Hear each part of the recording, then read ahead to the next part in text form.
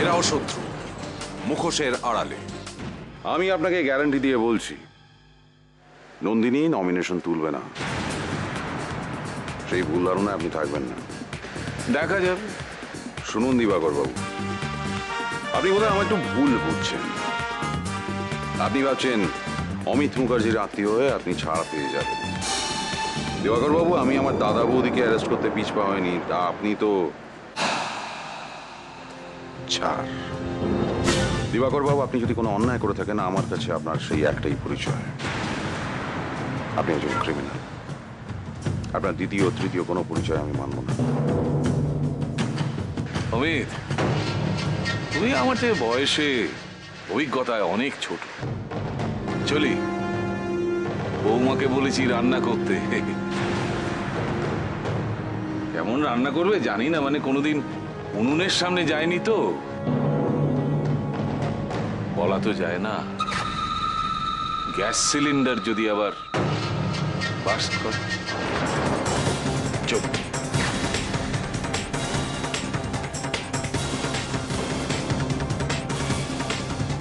সোনালীকে একবার ফোন করো। আগ বাড়িয়ে গিয়ে অপমানিত হবার দরকার নেই। না, ফোন করেছি, অনেকবার ফোন করেছি। যতবারই ফোন করছি ওরা বলছে যে সোনালী নাকি ঘুমোচ্ছে। ঠিক আছে, ঠিক আছে, যাও দেখো সোনালীর সঙ্গে দেখা করতে পারো কিনা।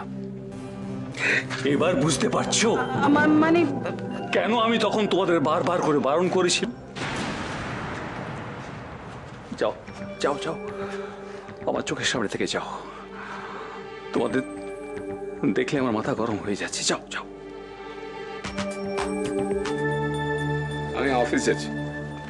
এই, তোর কি মাথা খারাপ হয়ে গেছে নাকি রে?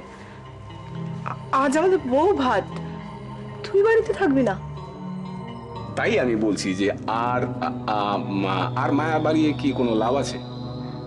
তুই কি বলছিস সব? আমি বুঝতে পারছো না? আমিও ঠিক বুঝতে পারছি না মা। তুমি একটা কাজ করো, বেটার পায়ের সাথে কথা বলো, সে তোমাকে সবটা বুঝিয়ে দেবে। না, অ্যাকচুয়ালি আই এম লেট মা। হ্যাঁ, সো কি লাভ হলো তোমার? একটা মেয়েকে অপমান করে, তার ভাবাবেগে আঘাত করে কি লাভ হলো? অপমান করলাম কাকে? বৌমাকে? কই না তো। আজ বউ ভাত, ফুলসজ্জা, রিসেপশন। এই বাড়িটাকে দেখে কোথাও তোমার মনে হচ্ছে যে এটা বিয়ে বাড়ি? কোথায় বউ ভাত? কোথায় রিসেপশন? কোথায় সব আমন্ত্রিত লোকজন?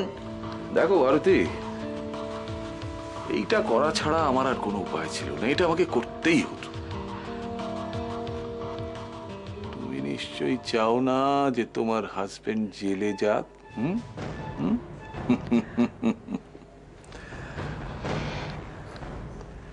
দেখো,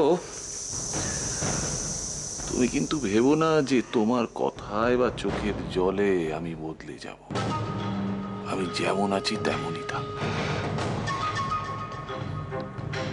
দিবাকর ব্যানার্জির রাস্তা যদি কেউ আটকাতে চায়, তাহলে যে কি হয় সবই তো জানো।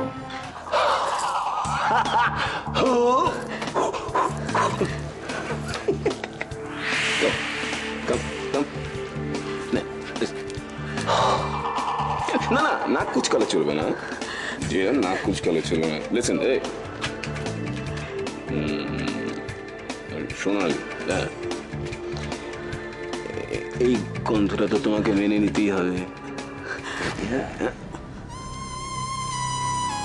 তার কারণ তুমি যেমন একটা ছেলের সঙ্গে পালিয়ে যাওয়ার পরেও আমি তোমাকে মেনে নিয়েছি।